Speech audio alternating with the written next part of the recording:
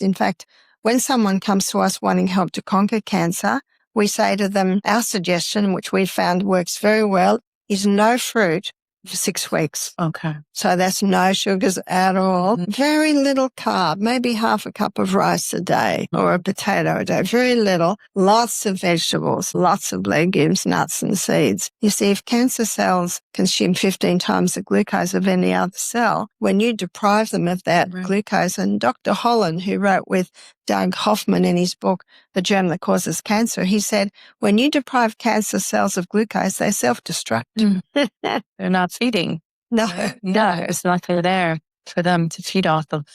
Welcome to the Self-Care Goddess podcast, where healing stories, practical self-care strategies, and science-backed tools to regulate stress, feel calm, grounded, and energized come together to help you reclaim your vitality. I'm your host, Rita Savoya, holistic nutritionist, trauma-informed breathwork coach, and founder of Breathwork Barista. This podcast is for women who are ready to restore their energy and radiance, reconnect with their bodies, reawaken their inner power, and redefine self-care as a way of being. Through science meets soul practices, restorative mind-body tools, and real stories of transformation, we'll explore how true well-being can help you live with more joy, vibrant health, and authentic connection to yourself and those you love. Take a deep breath in, let it go, and let's begin. Hello, everyone. We have the privilege to speak to the one and only Barbara O'Neill. Super excited to have you and talk about everything wellness. So before we start, if you are open to just doing a little breathing exercise, get us into coherence and the audience as well. So we will sit as straight as possible, straight as comfortable, maybe even closing our eyes or lowering the gaze, whatever feels good. And just noticing the breath flowing in through the nose and out through the nose. Just following the breath, expanding the belly area on the inhales, and then feeling that contraction on the exhales, pulling that belly button towards the spine. Inhaling slowly, and then letting it go with the exhales. Any tension, any stiffness that you may feel, letting it go with those exhales. I now invite you to breathe in and out of the heart area. So just allowing those breaths to come in and out of the heart, where energy goes, the tension flows. So let's energize this beautiful organ that's keeping us alive. And in this moment of gratitude for our heart, I now invite us to visualize someone that we're grateful for today. Living our past, visualize this person as if they were right here in front of us. And I invite you to send them all the love, the gratitude, and the appreciation for being in your life. And now I invite you to send that love, that gratitude, and that appreciation, send it back towards you, to yourself, for being here, doing the work for yourself, your family, your community. On your next inhale, slowly flutter your eyes open and come back to us. Thank you for participating in that quick coherence technique. How are you today, Barbara? I'm feeling great. Amazing. Well, today we have the privilege to welcome Barbara O'Neill, a passionate health educator whose life's work has been devoted to empowering people to take back ownership of their well-being. For decades, Barbara has traveled the world teaching simple yet powerful principles of natural health, reminding us that the body was designed with an incredible capacity to heal when given the right conditions. Through her seminars, books, and programs, she has inspired thousands to rethink what true prevention looks like and to return to foundational habits like nourishing food, clean living, restorative sleep, movement, and emotional balance. Her message is rooted in hope that prevention is possible, that knowledge is empowering, and that small daily choices can profoundly shape our long-term health. Today, we explore the topic of cancer prevention. We'll dive into her perspective on strengthening the body, supporting the immune system, and creating an internal environment where vibrant health can thrive. Welcome once again. So, question, in your opinion, what are the biggest nutrition and lifestyle drivers contributing to the rising of cancer rates? Well, it was in 1946, Professor Otto Warburg declared that cancer cells consume 15 times the glucose of any other cell.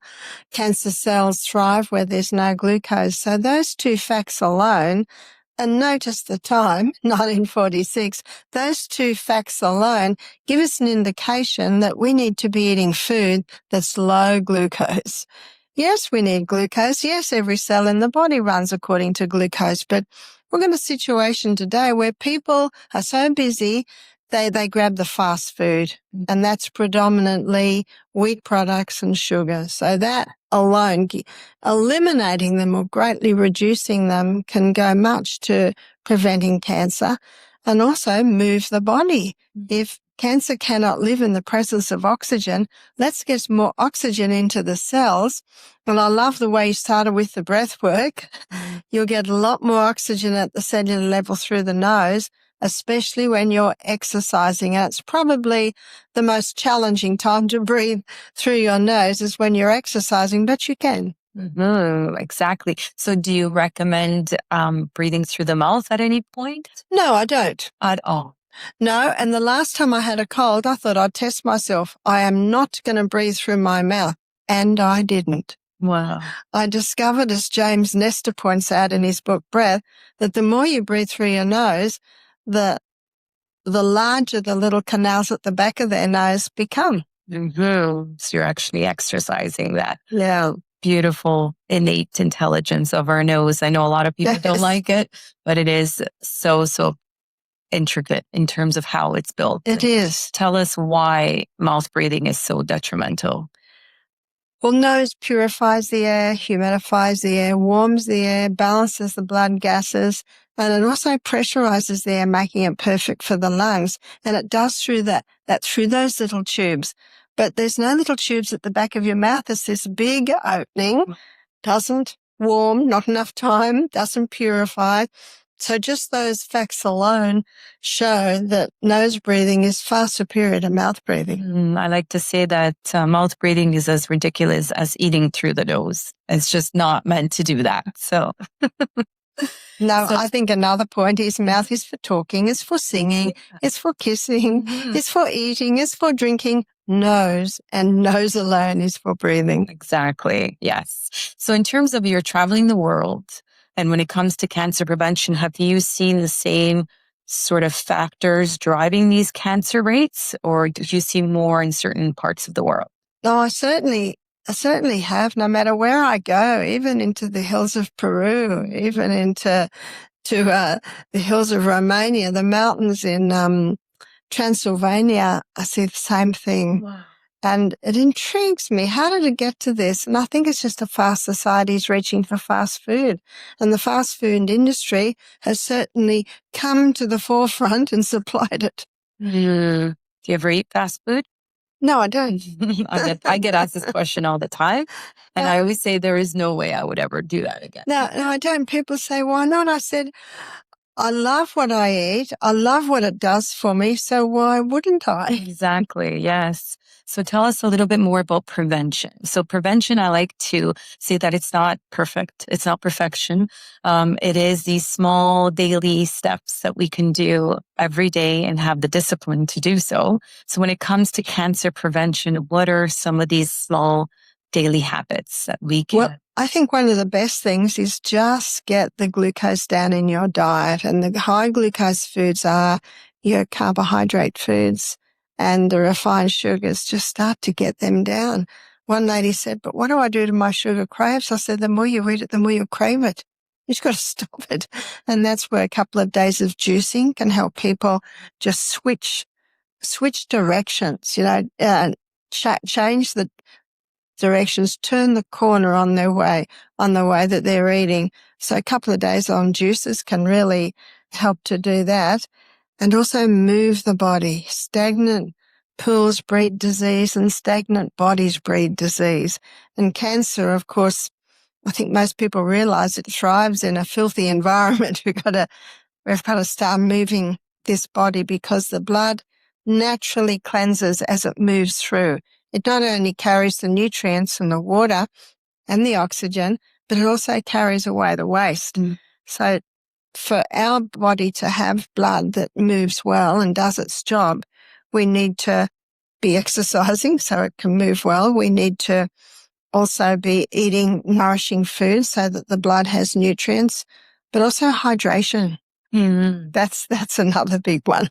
Often overlooked, for sure. So when it comes to hydration, do you recommend water, filtered water, reverse osmosis, or the mineralized water? Well, the reverse osmosis is the one that gets the fluoride out of the water, and that's one of the biggest dangers. I've just been in Arizona, and there's no fluoride in their water. I said to them, well done, well done.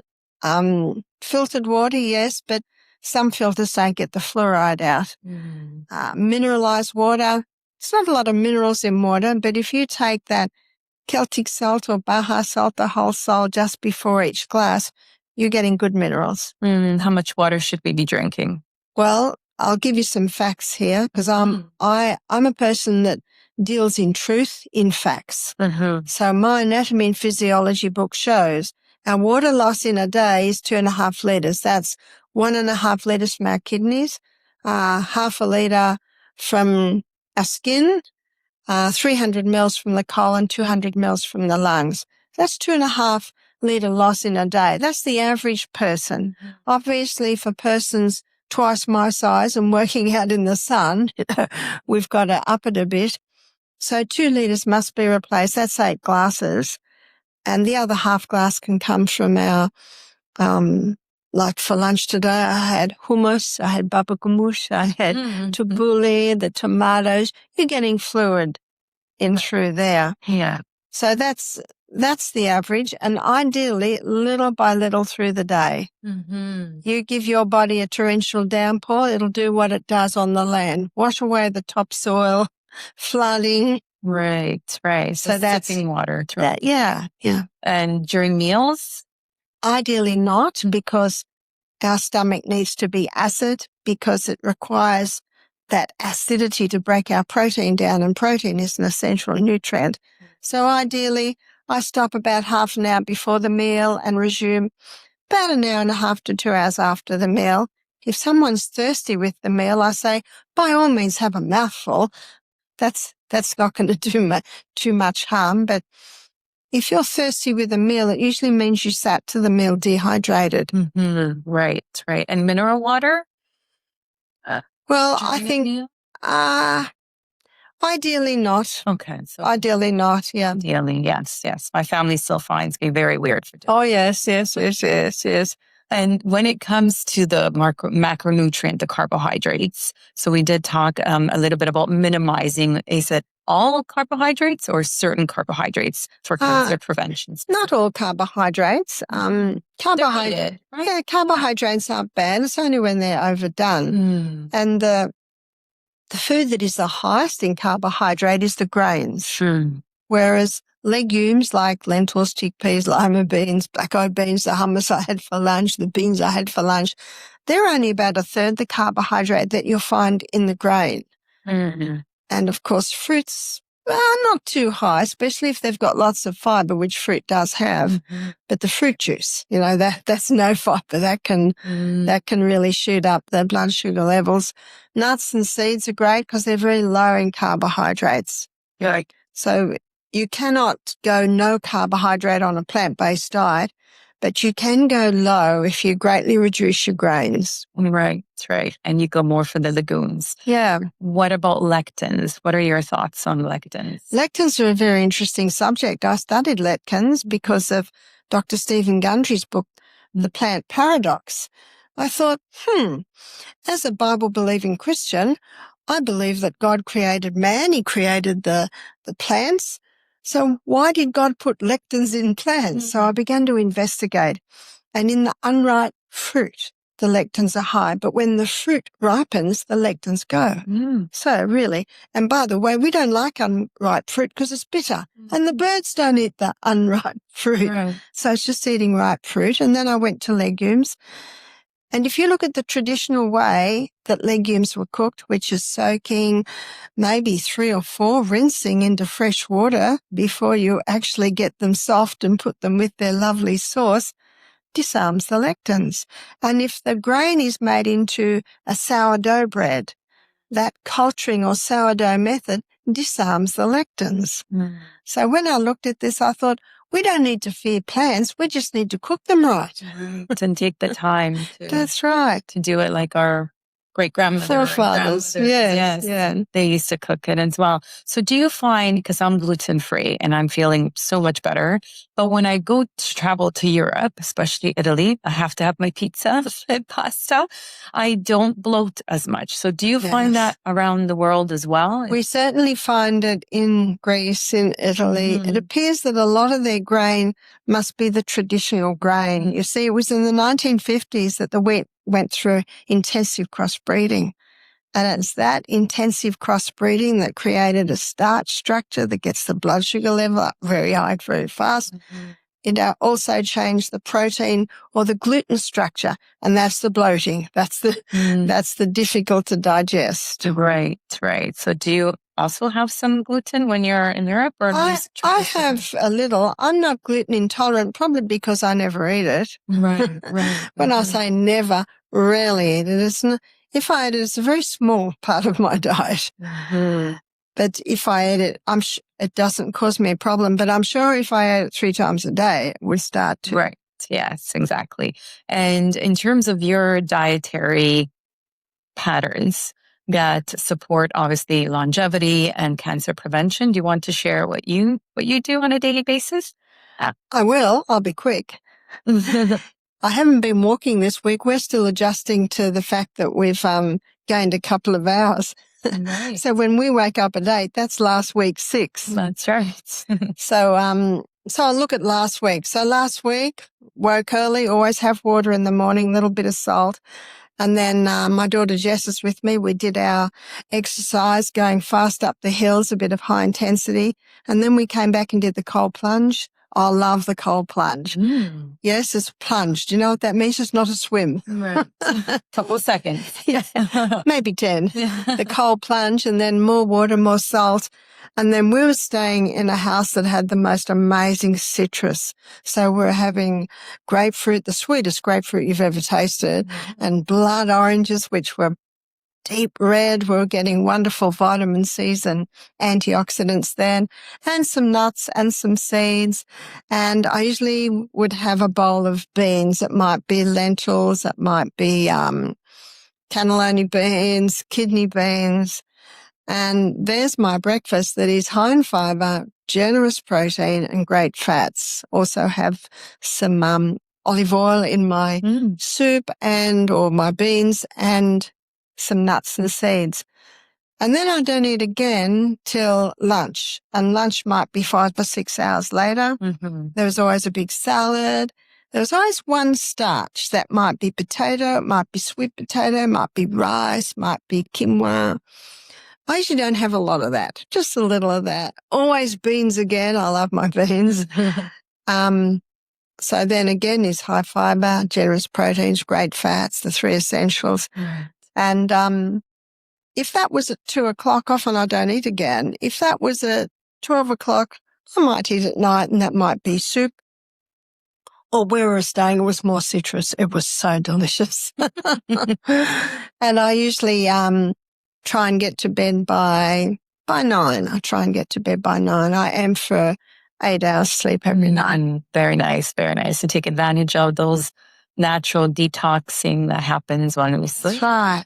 That's right. But if I'd had a huge meal before I went to bed, my body wouldn't be able to detox. Right, exactly. Or even just a little bit of movement right after dinner or right after meals. Yes. Find it Yes. the time. It And in does. Italy, we have the passeggiata, which means after you eat, you actually go and do a little walk. You go for a little walk. So it's, again, innately in them. Yes, it is. With our ancestors, which is amazing, but we tend to lose that.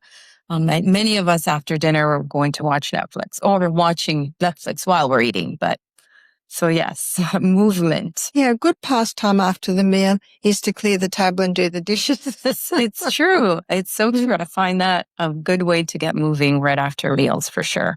So in terms of cancer prevention, what is something that, or maybe a few things that you think that medical or conventional medicine is missing? What are the tops? Maybe let's do three. Well, I find three common denominators with cancer. Cancer loves an acid environment, loves no oxygen, loves high sugar. And we've touched on the high glucose, touched on the oxygen.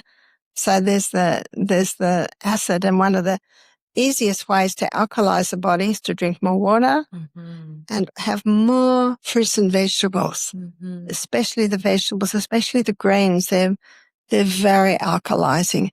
And one we haven't touched on yet is sleep.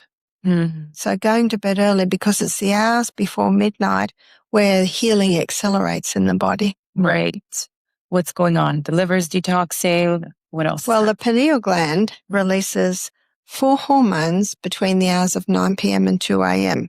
One is melatonin, and that's called the fix and rejuvenate nighttime hormone. And believe it or not, that is made in our small and large intestine under the action of our gut microbiome. So you see, it's just all so interconnected, so linked. So please ensure you've got good microbiome to make your melatonin, and please go to bed early so that the melatonin can be active. The other hormone is arginine vasotocin, and arginine vasotocin that increases learning capacity in the night, and epithelium also does that, and also it slows down aging, puts you into a deep sleep. These hormones are amazing hormones. And the fourth one is serotonin. That's your mood hormone. So I say to people, you want to feel good, go to bed early. Yes, it's true. When I don't get enough sleep, I want to eat more. I want to eat more like junk food, Carbs. Yes, exactly. So I often try to get my 8 hours as well. So do we all need 8 hours, or what is your take on that? Are we all different? It's a very easy answer to that. Yes. In fact, Dr. Matthew Walker, in his book, Why We Sleep, he said, I was not happy with the outcome. We need 8 hours. He said, I hope it would come out at 6, but he said, no. And it does baffle me. My dad, when he was in the hospital, he had to have open heart surgery. And in the hospital, while he was recovering, they had these bright overhead lights. Yeah. And I would go and shut the lights off. And then the nurse would be like, why is this light off? And it just baffles me how they're not up to date with that. But we need that melatonin production. Unfortunately, the technology is almost overpassed the person. In what way? And meaning that so many physicians, I'm not against doctors. I believe most are ethical, and some of my best friends are, but they almost look at the screen rather than the person. Right. And when I was working as the health director at our retreat in Australia, some people would come in with a pile of tests this big, and I'd push that aside and I'd say, I'm interested in you. And I think that's what's happening with technology. They're reading the screen rather than the person. And in the old days, doctors would read the person. Do you think that's going to change? Will we go back to that? I think we have to. I think we have to, because I'd like to suggest it's just not working today. Yeah. And I think it was Thomas Edison that made that prophecy. He said, the doctor of the future will not use medication, but will use simple lifestyle habits to empower the person to take control of their health. That's not his exact words, paraphrased. I believe that. I do. So somebody listening or watching is fearful of cancer. What is something that you can recommend or suggest or just let them know? I say straight away, you no need to be fearful. We've got an immune system and there are T cells. You know what these T cells are doing? Constantly killing off cancer cells. And the only time that would not happen is if the person's not drinking enough water, going to bed too late, not eating nourishing food, because like the plants in the garden, the plants start to get sick if we don't feed them properly. The same with the body. And the car's not even a living machinery, but if you don't put the right fuel in, it's going to cough and sputter. It needs the right fuel, and we need the right fuel. Yes, so true. And that's when you talk often about the terrain versus germ. That's right. Can you enlighten us a little bit about that and why that's important? Well, germs are everywhere. In fact, they're in this air we're breathing. They're actually on every surface area. And you can totally desanitize that, and guess what? They'll come back. That's right. And there are 10 times more microorganisms in the body than cells. And there are 10 times more microorganisms in our gastrointestinal tract than anywhere else in the body. So there's no need to fear the germ. It has a role to do. And whenever there's cell damage, they change roles. They become the cleanup team. That's the bacteria. And as the environment changes, they become the yeast, the fungus, the virus. Right. You see, yeast, fungus, virus, they need a host. That's why they're not going to live on that piece of shelf there. No need to sanitize it. They can't live there. They need a host. And then the last stage of the cycle of life, or the carping cycle, is mold. And after the mold stage, the matter is now brought back to dust. It's the cycle of life. And so if any of these microorganisms that I mentioned are out of control, we need to find out why. Are they getting well fed? What do they feed on? Waste, rubbish. Oh, they like refined sugar too. Yes, in fact, and some of those cravings that people are having are actually because they're having too much sugar and it's feeding the fungus. It's a vicious cycle. Right. Because before I started detoxing, I was bread and Nutella after every meal. I had to have my Nutella. And now I haven't touched it in years, and I don't. Sounds like you don't need it. Yeah, I don't crave it. I eat enough of fat, so I'm satiated, good protein, and I do love my carbs. So I can't do without carbs. But I eat lots of legumes, like lower carbs for sure. That's true. Well, I love dessert. I might only have it a couple of times a week. What would I have? My husband loves apple pie. So I'll make apple pie. I make a lovely thin pastry out of spelt flour with good oils in it. Right. Pastry's no pastry without some oils in it. And might have that a couple of times a week. And very occasionally I might have some 85% dark chocolate. But that's a rarity. And as I said to one chocoholic, I said, well, have just one square of 85% now and then. She said, I'm not going to eat that bitter old stuff. I said, well, you're not addicted to chocolate. You're addicted to sugar. Yes, exactly. Yes, because you get used to the taste for sure. Yes. How about maple syrup, though? Those alternative natural sugars. They're very good sugars. Right. But if someone has cancer, they need to back off. Off of all of that. Yeah. Okay. Yeah. What are some other things then? Well, the carbs. In fact, when someone comes to us wanting help to conquer cancer, we say to them, our suggestion, which we found works very well, is no fruit for 6 weeks. Okay. So that's no sugars at all. Very little carb, maybe half a cup of rice a day or a potato a day. Very little. Lots of vegetables, lots of legumes, nuts and seeds. You see, if cancer cells consume 15 times the glucose of any other cell, when you deprive them of that glucose, and Dr. Holland, who wrote with Doug Hoffman in his book, The Germ That Causes Cancer, he said, when you deprive cancer cells of glucose, they self-destruct. They're not feeding. No. It's not there for them to feed off of. So how do we keep our gut microbiome healthy?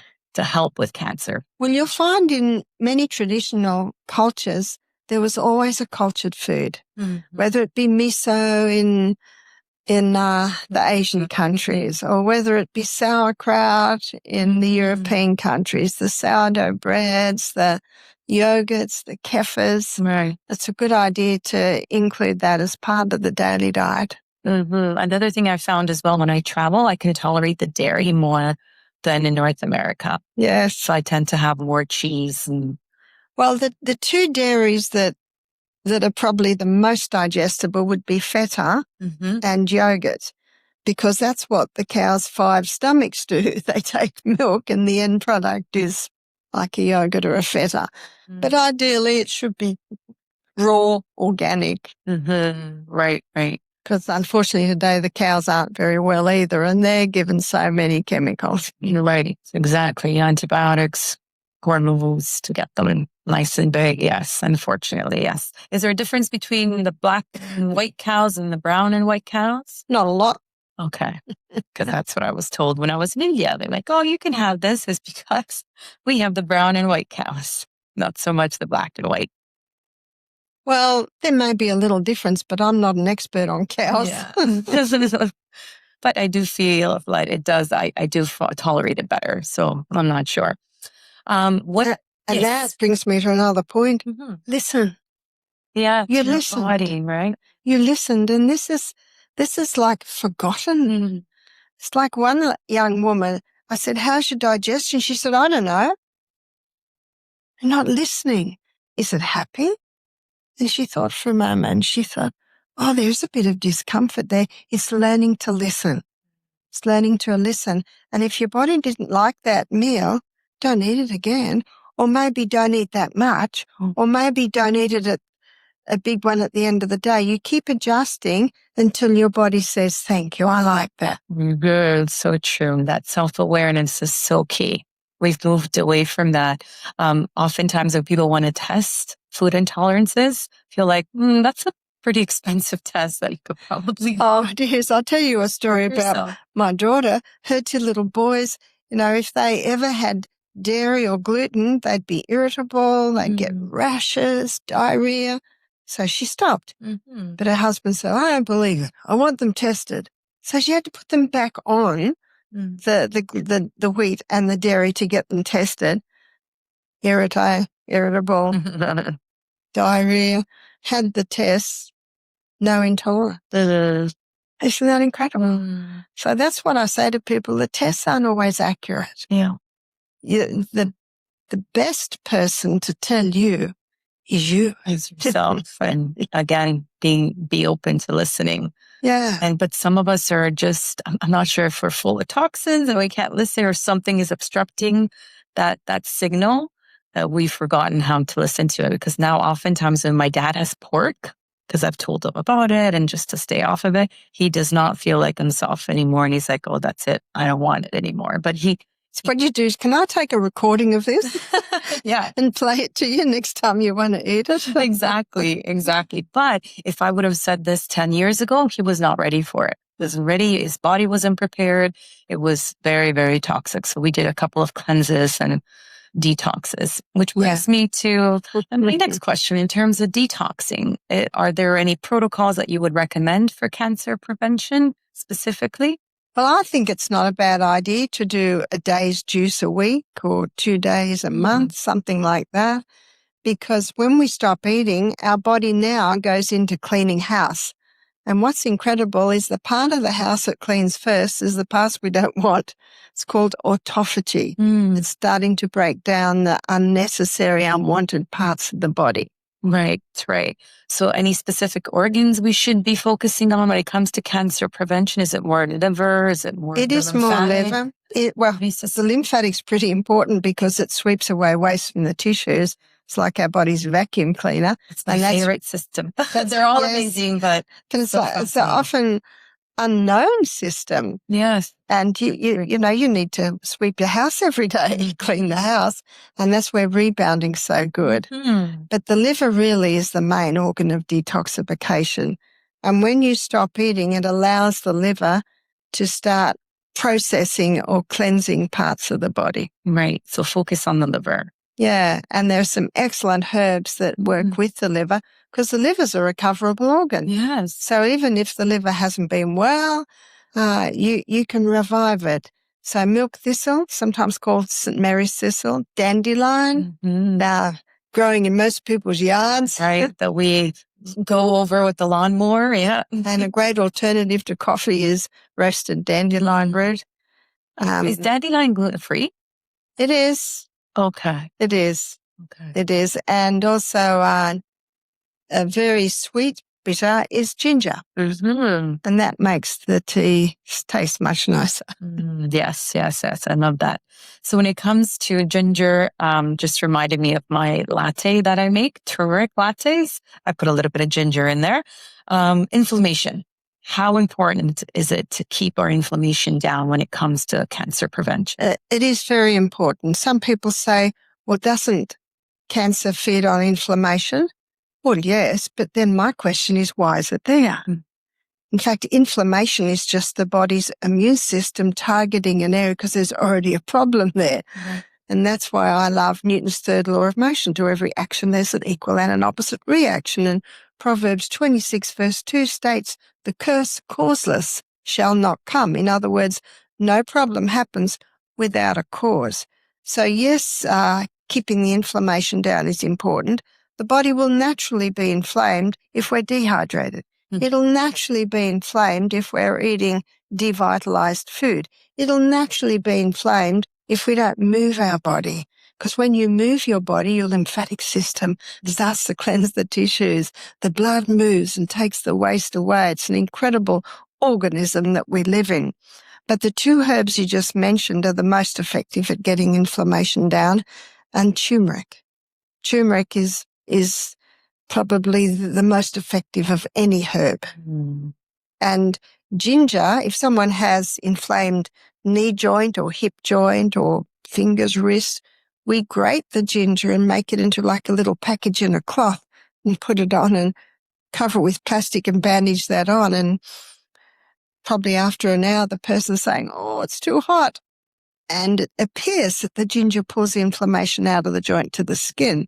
But if you look at the skin, it's not red, it's not sore. And then and the person's complaining about the heat from the poultice. I say, yeah, forget the heat. What's your joint like? And they usually go, oh, I can move my hand. I've seen that so many times. That's beautiful. And you can make it at home, right? So you don't have to go and buy it. And good old ginger, amazing. And in terms of any other herbs that are really good for cancer prevention that you would recommend? Well, I love the green drinks. And if you don't live out in the bush like I do and got lots of greens, you can buy green barley powders, barley green powders. You can buy wheatgrass powders, spirulina powders, moringa powders. They're all slightly different and got their own goodies to them, but it's the chlorophyll. Right. And chlorophyll is very similar in molecular structure to plant blood. So when you take those green juices in, it's one of the best blood and tissue cleansers there is. And when you are cleansing and detoxing, is it important to take supplements like activated charcoal to help sort of mop up those? No, not necessarily. As long as, what we encourage our guests at our retreat, we have steam saunas at the end of the day. So they're sweating out the waste. Right. We also give herbs to keep the colon moving because that also is eliminating waste. We encourage them to drink adequate water so they're urinating out their waste. So we have organs of elimination that the body can certainly eliminate the waste through. So not necessary to take these extra supplements to... No, not necessary. Do you take any supplements? No. Just herbs? Next question. Whole foods? I enough. I like what Hippocrates said, let food be your medicine, and medicine be your food. I'm not against supplements. I think some people at some time, for some conditions may need some supplements, but I think it's a pity to target supplements because often the person says, I don't have to drink my water, I'm taking this supplement. I don't have to go to bed early, I'm taking this supplement. It's true. I always say food first. Yeah. And then we look at if there is a deficiency, a major deficiency, on how to supplement that. Not even vitamin D, you wouldn't recommend? Well, maybe but when you think of our ancestors, they spent most of the time outdoors. They didn't have vitamin D deficiencies, even in Toronto. So we've got an overcast day today. Even if you're out there for a few hours, you are getting some vitamin D, not as much as yesterday where there wasn't a cloud in the sky. We got a nice dose of vitamin D yesterday. Right. And so also some research showing that in the soil, our soil is devoid of some of these nutrients and minerals. Yes. So what would you recommend if we can? Organic food as much as possible. What the organic farmer does is feeds his soil. Right. And he feeds his soil with compost. You see some microorganisms in the soil from the compost that release the minerals out of the dirt and into the plant. Right. And because of the way most agriculture is done today, the superphosphates, the glyphosates, the herbicides, they're knocking off those microorganisms. And actually, they're not even there because they're not feeding the soil with compost. So Dr. Robert Thompson, in his book, The Calcium Lie, he has the figures there that show 50 years ago, there was twice as many minerals in the soil. Yeah. And of course, our minerals are our calcium, magnesiums, and our sodiums and potassiums and zincs, all those vital minerals that our body needs to function properly. So go organic as much as possible. And this is where supplementing with the Celtic or the Baja salt, because it has 82 minerals. Right. So to me, that's a delicious, cheap way to add minerals to your body.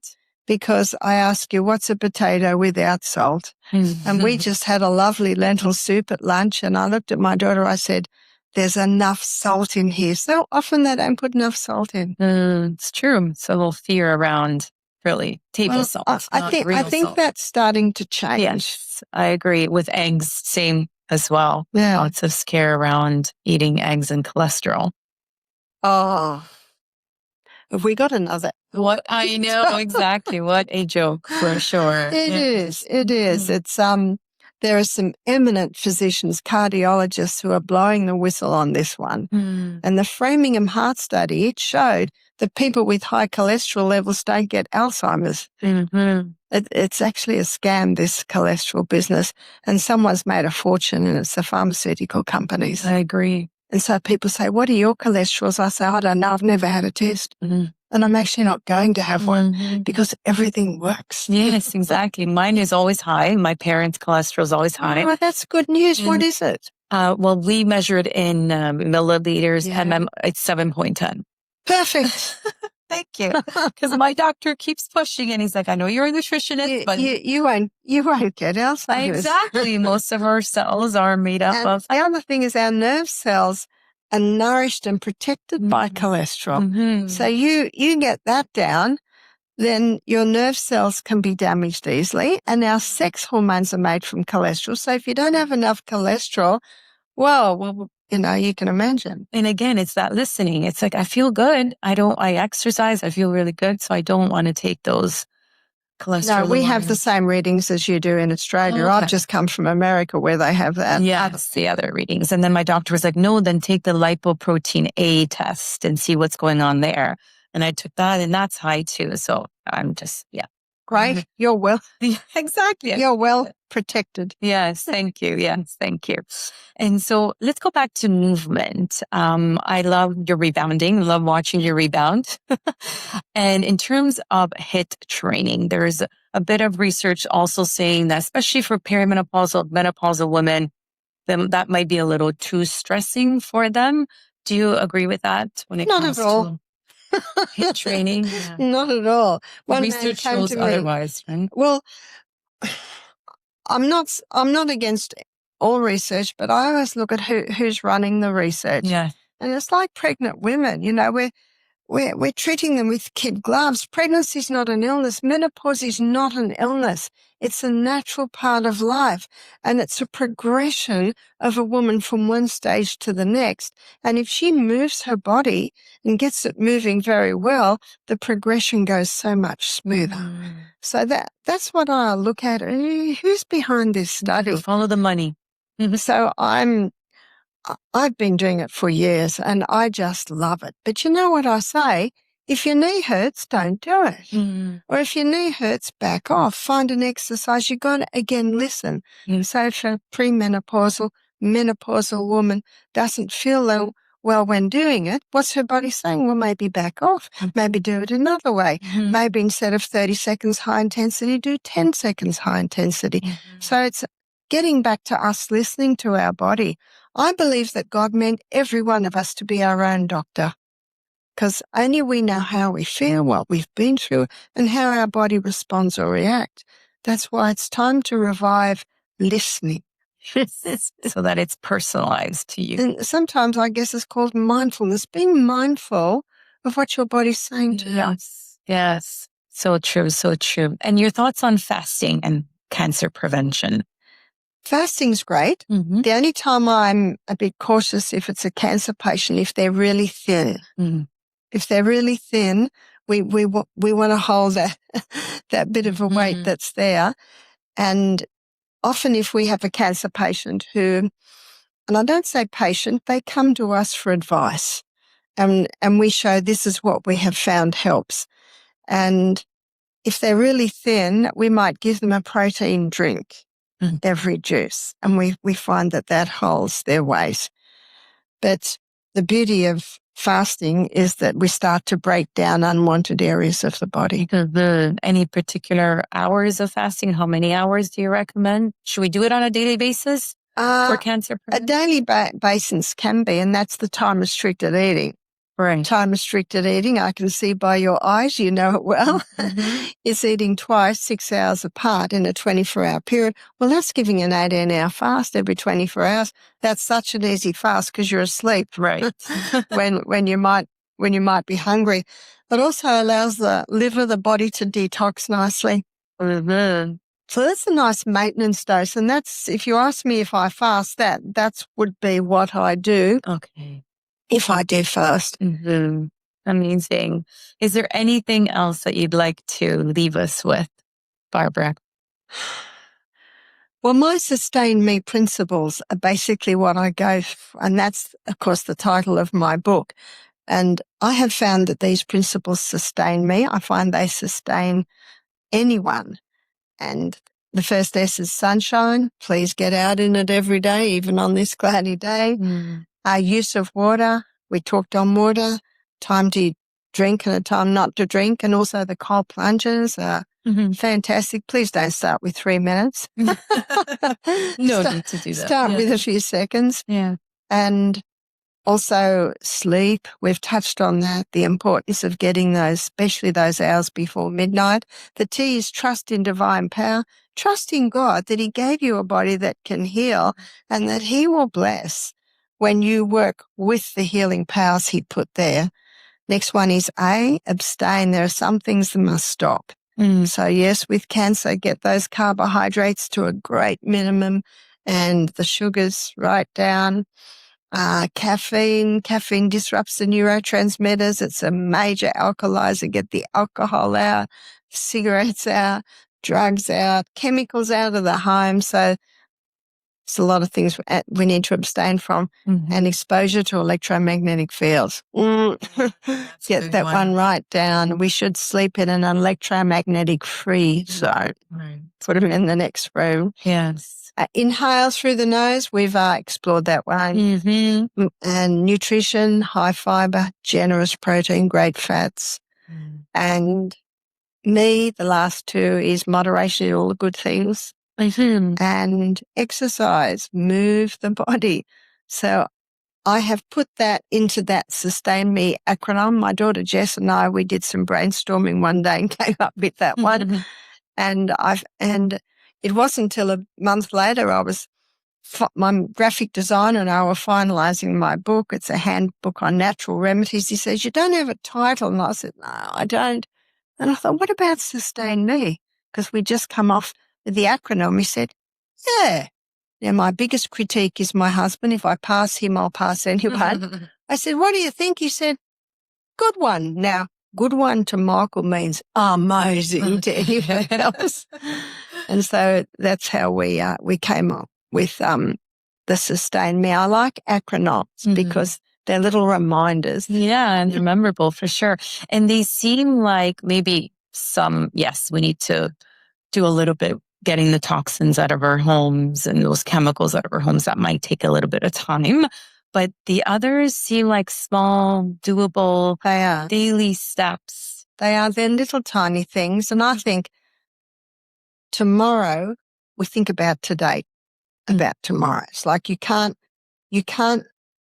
plan for lunch when you're hungry at lunchtime. It's actually a little bit of foresight. Right. And I do one lecture on the mind where I target the area of our brain where foresight is. So it's actually looking ahead and making some plans. If you want tomorrow to be good, well, eat most of your food at breakfast and lunch today. Go to bed early. Right. And that's a great start for tomorrow. Listen, thank you so much. This has been so enlightening. You're just beautiful beacon of light. Thank you for sharing all this information to these thousands of people around the world. And you're just making a better place. It's really my pleasure because it alarms me the amount of sickness when I know the simple changes that can have actually a profound effect. It's so true. And let's hope that people do take these simple steps. If there's one thing that you would recommend someone to do, it could be nutrition or lifestyle, just one small step they can start tomorrow if they're really, really keen on it. It's a hard question. One small step. Drink more water. Drink more water. Amazing. And I would say breathe through your nose. Try to breathe through your nose as well, much as it was hard to know which one to choose. That's okay. We gave everyone two. So I'm so happy. Thank you so much for your beautiful energy, for sharing this space with us today. So appreciative. Thank you. Thank you for tuning in to the Self-Care Goddess podcast. If today's episode inspired you, share it with another woman who's ready to reclaim her vitality and lead from within. To continue your journey, be sure to subscribe, leave a review, and connect with me on ritasavoya.com. Until next time, remember, self-care isn't selfish. It's your superpower. Take a deep breath in, exhale, and keep rising. Ciao for now.